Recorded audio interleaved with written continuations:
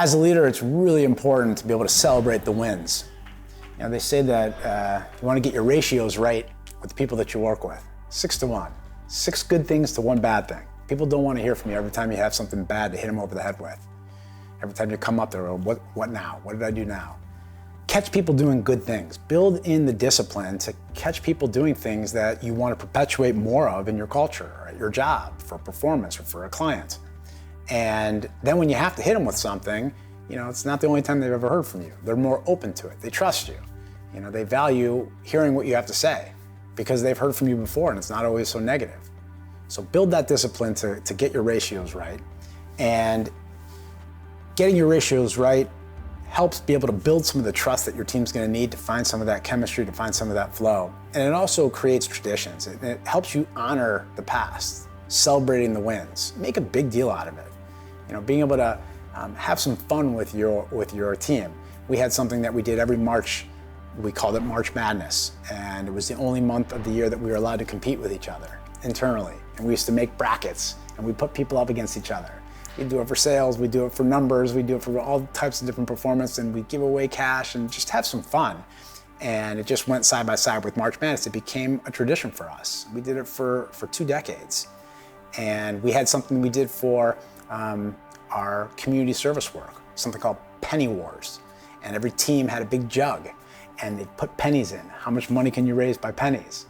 And they got real creative with it. For any silver coins or any dollars that you put in someone else's bucket, it becomes a negative number for them. So people were trying to fill up other people's buckets with silver coins, and they were trying to fill up theirs with all the pennies. And we raised thousands of dollars for this, and it became an annual tradition that we did. As a leader, it's important that you connect people to your past, that you share your stories and become a storyteller so that people can understand what they're part of. You can't expect your company to grow and have all these new people come on and just jump on board and know and assume that they are going to love the company like you love it or like all your veterans love it. Connect people by telling them stories about where you came from. Share experiences and things that you have encountered with some of the veterans, giving them the accolade that they deserve and some of the appreciation publicly by telling people their story about what you've seen from them and how they've overcome things. Use them as an example so that other new people can look up to those people. And they can build relationships and forge efforts to be able to do more of what you want in your company to be successful. And it's important that you as a leader take responsibility to build that legacy within your company and not get too caught up in your day-to-day grind, because you have a day-to-day grind. You've got problems. If you're a visionary, you're looking out of where we're going. You've got to pivot and you got to see what's going on in your industry with your competitors. And so it could seem kind of counterproductive to be looking backwards, but you have to remember where you came from and you have to connect people to that. That's how you build traditions. That's how you build a culture worth running through walls for. That's how you get people to love your company. You know, you savor those stories. You make sure that you include and engage other people to tell them so that you're not the only one.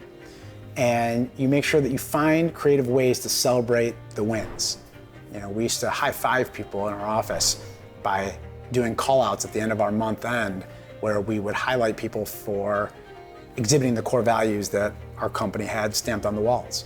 And we wanted to perpetuate those core values by recognizing and rewarding people for it. We'd give away bonuses and time off, and we'd high-five them.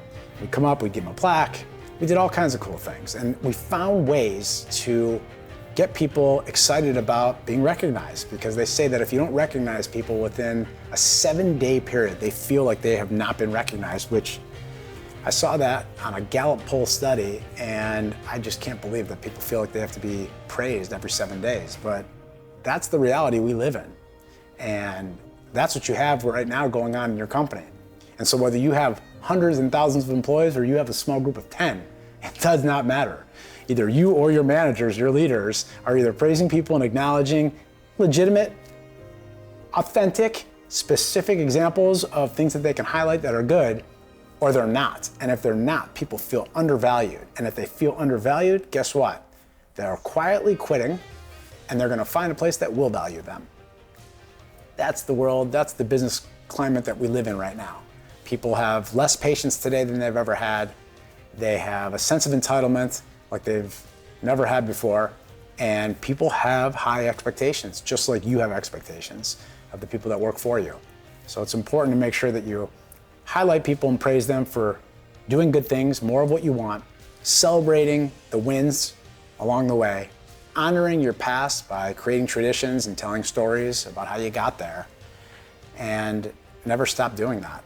That's what makes a great leader great, is they have the ability to rinse and repeat what they do constantly, knowing that sometimes you gotta say things 10,000 times before it sinks in. And a lot of times on the 10,000th time when it's sunk in, you had a new employee just start and it's their first time. So get used to it.